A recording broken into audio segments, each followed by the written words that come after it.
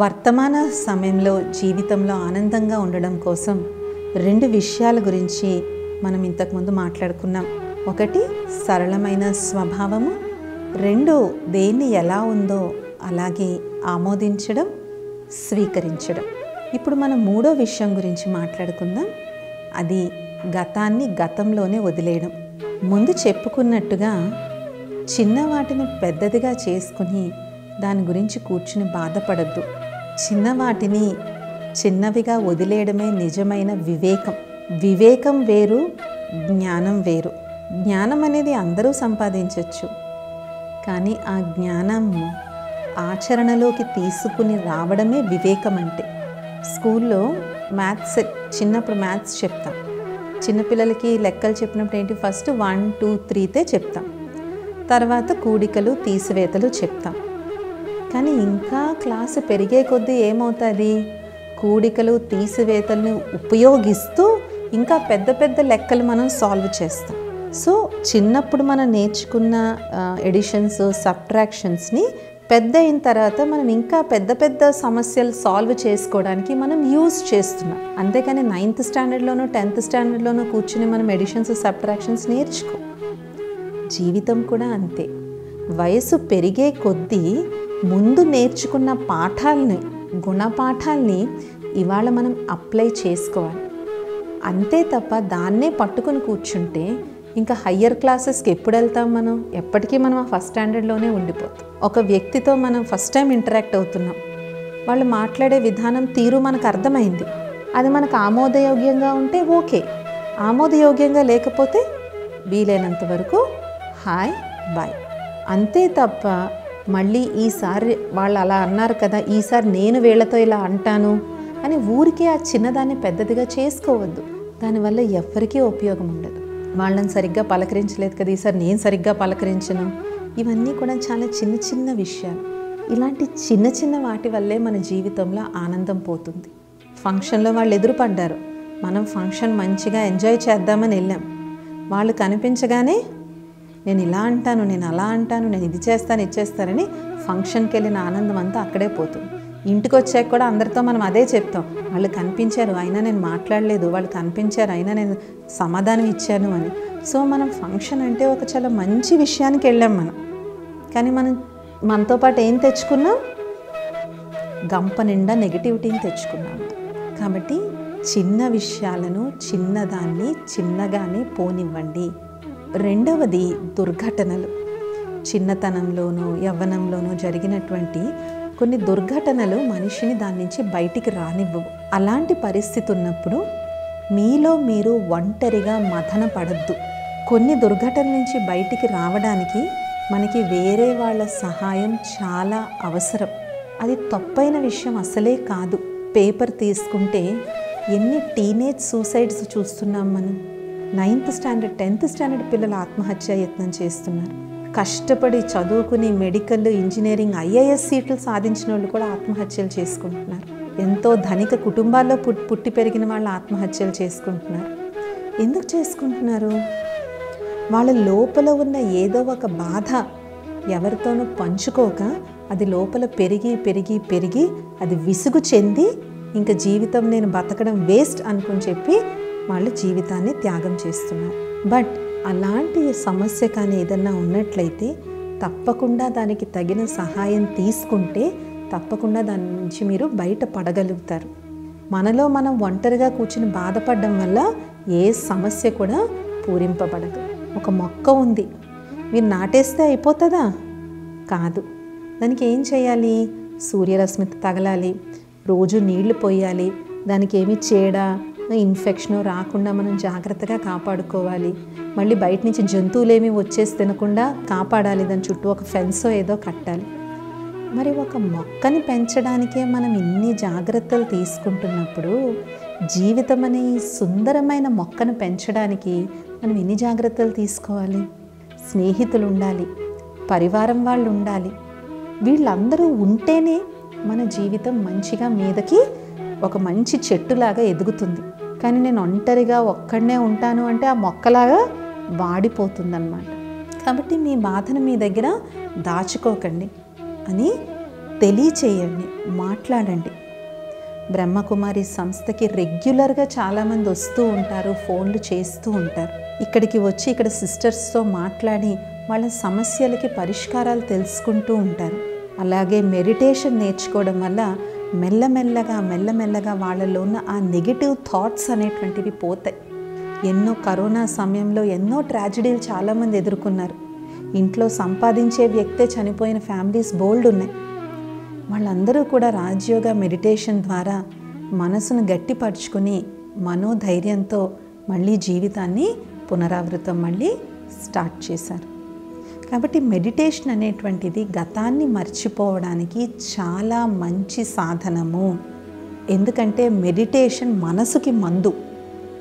ఆ మందు వేసుకున్నప్పుడు మనసు కుదుట పడుతుంది. ఇది 3వ విషయం. 4వ విషయం ఆరోగ్యం. ఆరోగ్యమే మహాభాగ్యం అని అన్నారు. మామూలు భాగ్యం కాదంట, మహాభాగ్యం. ఎవరైనా నిద్రలో హాయిగా చనిపోతే ఏమంటారు? పుణ్యాత్ముడు అని దండం పెడతారు. అంటే వాళ్ళ జీవితం ఎంత సుఖంగా గడిచిందో మరణం కూడా అంతే సులువుగా వచ్చింది. ఈ మధ్యన కొంతమంది కొన్ని మాటలు అంటారు, బతికున్నంత వరకు ఎంజాయ్ చేయాలి, తర్వాత జరిగేది ఎవరు చూస్తారు అనేసి. ఉన్నంత వరకు ఎంజాయ్ చేయాలి. కానీ ఒకటి గుర్తుపెట్టుకోండి, ఆ ఎంజాయ్ చేసినంత వరకు బాగుంటుంది కదా, ఒక్కసారిగా లైఫ్ ఎండ్ అయిపోదు. దీర్ఘకాలికంగా జబ్బులతో బాధపడుతూ డాక్టర్ల చుట్టూ తిరుగుతూ మందులు వేసుకుంటూ డబ్బు శ్రమ అన్నీ వృధా చేస్తూ వెళ్తుంది.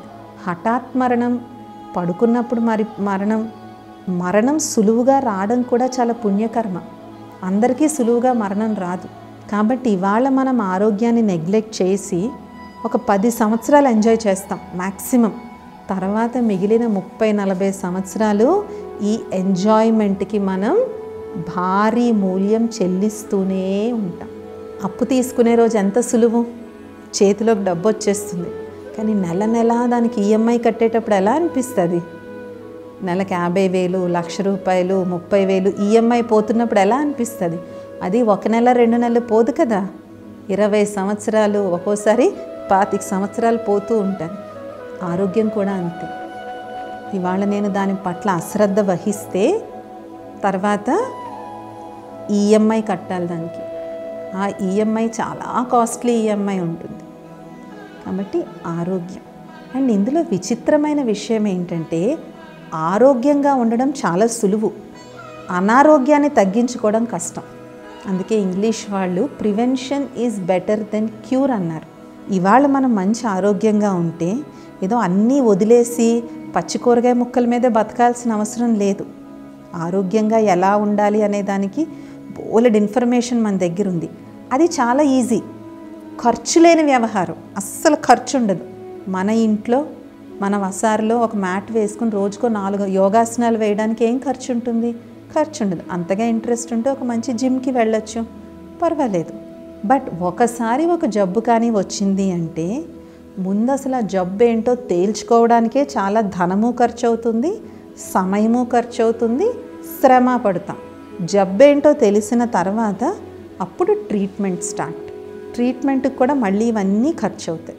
కాబట్టి భగవంతుడు, ప్రకృతి మన జీవితాన్ని చాలా సులభంగా నడిపే విధంగానే తయారు చేశారు. కానీ మనం కూర్చుని దాన్ని కాంప్లికేట్ చేసుకుంటున్నాం. కాబట్టి ఆరోగ్యాన్ని ఎప్పుడూ కూడా నెగ్లెక్ట్ చేయొద్దు.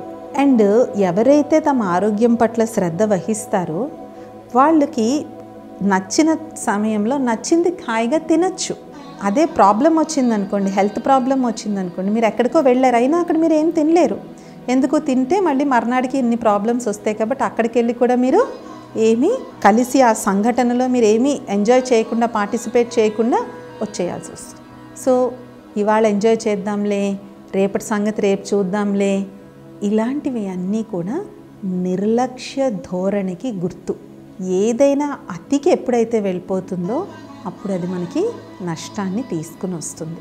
ఆనందంగా ఉండడానికి ఉన్న 5వ సూత్రం, ఇది కొంచెం సూక్ష్మమైనటువంటి విషయం. సెల్ఫ్ క్రిటిసైజేషన్ అనేటువంటిది వద్దు. సెల్ఫ్ లవ్ నేర్చుకుందాం. అంటే స్వయాన్ని ఊరికే మనం ఇలాగా నువ్వు అలాగా, నాకేమొస్తుందిలే, నేనేం చేయగలనులే, నాకు ఇది లేదు కదా, అది లేదు కదా అని స్వయాన్ని స్వయం ఎప్పుడూ చులకనగా చూసుకోవద్దు. బాహ్య రూపం విషయంలో, డబ్బు విషయంలో, చదువు విషయంలో, మనం ఉండే ఇల్లు విషయంలో ఇవన్నీ పట్టుకుని మనుషులు తమని తాము చులకనగా చూసుకుంటారు. నో, ఈ ప్రపంచంలో, ఈ సమాజంలో ప్రతి ప్రాణి కూడా చాలా చాలా చాలా ముఖ్యం. కరోనా సమయంలో మున్సిపాలిటీ వర్కర్స్ అందరూ ఇళ్లలో తాళాలు వేసుకుని కూర్చుంటే మున్సిపాలిటీ వర్కర్స్ మాత్రం వచ్చి అన్నీ క్లీనింగ్ చేసి వెళ్ళారు. మామూలప్పుడు మనం జనరల్గా రోజు చెత్త ఎవరెత్తుతున్నారన్న విషయం పెద్దగా మనం అటెన్షన్ పెట్టకపోవచ్చు, కానీ అప్పుడు మున్సిపాలిటీ వర్కర్స్ యొక్క ప్రాధాన్యత తెలిసింది. నిజంగా 2 సంవత్సరాలు ఎవరూ రోడ్డు మీద చెత్త ఎత్తలేదనుకోండి, ఏమవుతుంది? కరోనా కన్నా భయంకరమైన వ్యాధులు వస్తాయి. కాబట్టి సమాజంలో ప్రతి ఒక్కరూ కూడా చాలా చాలా విలువైనటువంటి వారు. మనకి తెలియదు మనం ఎవరికి విలువైన వాళ్ళమో, కానీ ప్రతి ఒక్కరూ ఎవరో ఒకరికి విలువైన వారే. ఈ భూమి మీద ఇవాళ మీరు లేకపోతే ఎవరెవరు ఎఫెక్ట్ అవుతారో ఒక్కసారి ఆలోచించండి. ఇవాళ ఈ క్షణంలో ఈ భూమి మీద మీరు లేకపోతే ఎవరెవరు దానివల్ల ప్రభావితం అవుతారు, ఏ ఏ విషయాలు దానివల్ల ప్రభావితం అవుతాయో ఒక్కసారి ఆలోచించండి. అప్పుడు మనం ఎంత విలువైన వ్యక్తో మనకి అర్థమవుతుంది. ₹1,00,00,000 నెలకి సంపాదించుకునే వాడికి ఏదో ఒక లోటు ఉంటుంది, నెలకి 10,000 సంపాదించుకునే వ్యక్తికి లోటు ఉంటుంది. లోటు అనేది ఎందుకు ఉంటుంది అంటే ఎప్పుడూ ఏదో ఒకటి మనకన్నా గొప్పదిగా కనిపిస్తుంది, కానీ అది లేనందు మూలన నా లైఫ్ వాల్యూలెస్ అనుకోవడం మాత్రం మన జీవితాన్ని, ఆ భగవంతుణ్ణి కించపరిచినట్టు. ఇవాళ నా జీవితం నాకెంతో విలువైనటువంటిది, నా పక్క వాళ్ళకు కూడా ఎంతో విలువైనటువంటిది. మదర్ తెరెసా గారు ఒక చాలా మంచి విషయాన్ని చెప్పారు. All of us may not be able to do great things, but most of us can do many small great things. అంటే మనం అందరము ఘనకార్యాలు చేయలేకపోవచ్చు, కానీ మనలో చాలామంది ప్రతిరోజు చిన్న చిన్న గొప్ప కార్యాలు చేయగలరు అని. జీవితంలో మంచిగా సమాజానికి ఏదైనా ఇవ్వాలి అంటే ఏదో పెద్ద ఒక గుడి కట్టించే, ఒక బడి కట్టించో కోట్లే ఇవ్వక్కర్లేదు, అలా ఇచ్చేవాళ్ళు చేస్తున్నారు. కానీ ప్రతి వ్యక్తి తన జీవితం ద్వారా అట్లీస్ట్ తన చుట్టుపక్కల ఉన్నటువంటి వాళ్ళకు కూడా మంచి చెయ్యగలడు. ఎవరికి హాని చెయ్యకపోవడం కూడా ఒక మంచే. ఏ మంచి మన వల్ల కాలేదనుకోండి, ఎవరికి హాని అయితే తలపెట్టద్దు, అది చాలా మంచి. ఆ మంచితనం మనం అందరము చేయగలం కదా. ఎవరిని కష్టపడేటట్టు మాట్లాడద్దు, ఎదుటి వాళ్ళని మోసగించొద్దు, వేరే వాళ్ళది ఆశించొద్దు. అవన్నీ మంచి పనులు కావా? ఒకరి దగ్గర నుంచి ₹1,00,00,000 వాళ్ళని దగా చేసి రేపు గుడికి వెళ్ళేసి ఒక కేజీ బంగారం కొనేసి ఇచ్చేస్తే అయిపోయింది చెల్లుబాటు. ఎన్నో పాపాలు చేసేసి ఒకసారి గుడిలోకి వెళ్ళి సాష్టాంగం పడిపోయి నిలువు దోపిడీ ఇచ్చేస్తే అయిపోతుందా?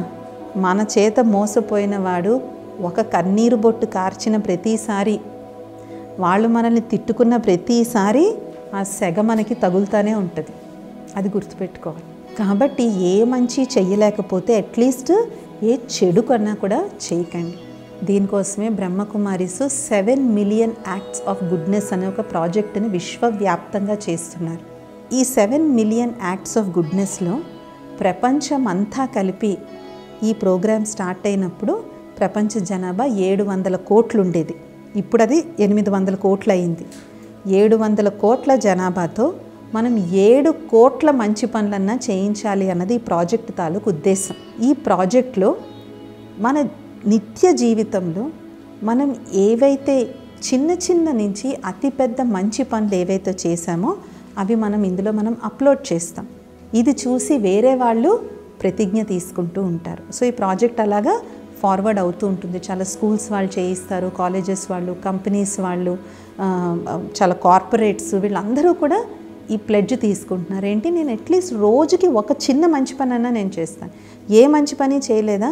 ట్రాఫిక్లో ఎవరిని ఓవర్టేక్ చేయకండి, వేరే వాళ్ళకు ఊరికే హార్న్ కొట్టి వాళ్ళని భయపెట్టకండి, సెల్ ఫోన్ చూస్తూ రోడ్డు మీద నడిచి యాక్సిడెంట్కి కారణం కాకండి. ఇవన్నీ ఈ కాలంలో మంచి పనులు. ఈ కాలంలో మంచి పనులు. మనం సెల్ ఫోన్ చూస్తూ ఓ పక్క బండి డ్రైవ్ చేస్తూ ఇంకొకరికి ప్రమాదం కలిగించద్దు. సెల్ ఫోన్ మాట్లాడాలా, పక్కకు వచ్చి మాట్లాడుకో. సో ఇలాంటి యాక్ట్స్ ఆఫ్ కైండ్నెస్ అన్నీ కూడా ఈ ప్రాజెక్ట్లో మనం రిజిస్టర్ చేస్తూ ఉన్నామన్నమాట. కాబట్టి ఎంతెంతైతే మన జీవితంలో మనం ఈ చిన్న చిన్న అలవాట్లను మనం చేసుకుంటామో ఆటోమేటిక్గా జీవితం ఆనందంగా ఉంటుంది. పక్కవాడి గురించి బాధపడడం, పక్కవాళ్ళ గురించి ఆలోచించడం అనవసరం. మన గురించి మనం ఆలోచించుకుంటే చాలు. ఒక వ్యక్తికి 100 సంవత్సరాలు దాటిపోయిన వాళ్ళు ఉంటారు కదా.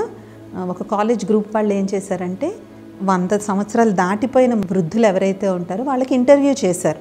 మీ జీవితం నుంచి మీరు నేర్చుకున్న గుణపాఠం ఏంటి, మీ జీవితం నుంచి మీరు నేర్చుకున్న పాఠాలు ఏంటి, లేదంటే యువతకి మీరు ఏ విధమైన సందేశం ఇవ్వాలి అని అంటే వాళ్ళందరూ చెప్పింది ఏంటంటే, మేము ప్రజెంట్ని వదిలేసి పాస్ట్ని ఫ్యూచర్ని పట్టుకున్నాము అని చెప్పారు. అంటే వర్తమానాన్ని వదిలేసి గతాన్ని భవిష్యత్తు గురించి వర్రీ అవుతూ మా 100 సంవత్సరాలు గడిపేశాము.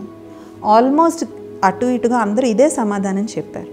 సో వర్తమానంలో నేను ఎలా ఉన్నాననేది మనం చూసుకుంటే చాలు, భవిష్యత్తు ఆటోమేటిక్గా మంచిగానే ఉంటుంది. అండ్ గడిచిపోయిన దాని గురించి ఈ ప్రపంచంలో ఎవ్వరూ ఏమీ చేయలేరు. ఇందాక మనం మ్యాథ్స్ ఎగ్జాంపుల్ చెప్పుకున్నాం కదా, అలా దాని నుంచి ఒక పాఠం నేర్చుకోవడమే తప్ప దాని నుంచి మనం ఇంకే విధంగానూ మనం దాన్ని పరిష్కారం అనేటువంటిది చెయ్యలేము. మన ఆనందం మన చేతిలో. ఆరోగ్యం శారీరకంగా మానసికంగా 2 ఆరోగ్యాల్ని కాపాడుకోండి. ఫిజికల్లీ ఫిట్గా ఉంటే సరిపోదు, మెంటల్లీ కూడా ఫిట్గా ఉండాలి, ఎమోషనల్లీ ఫిట్గా ఉండాలి. ప్రతిదానికి టూ మచ్గా స్పందించాల్సిన అవసరం లేదు. కొంతమందికి ప్రేమ కూడా అతిగానే ఉంటుంది, అలాగని కోపం కూడా అతిగానే ఉంటుంది. 2 అతులు మంచివి కాదు. ఏ ఎమోషన్ అయినా సరే పరిపాటి అంటే సరిపాటుగా ఎంత ఉండాలో అంత ఆ ఎమోషన్ అనేటువంటిది ఉంటే సరిపోతుంది.